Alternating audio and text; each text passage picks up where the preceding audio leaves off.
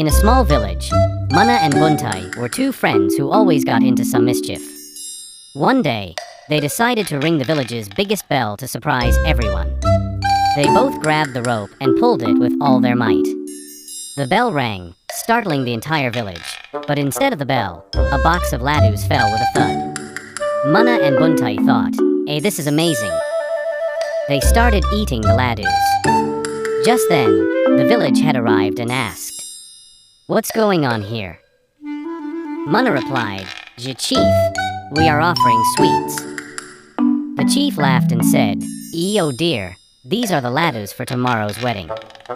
You two have finished them all."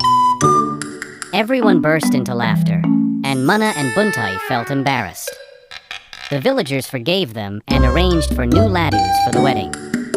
And so, another mischievous adventure of Mana and Buntai came to an end, bringing smiles to everyone's faces.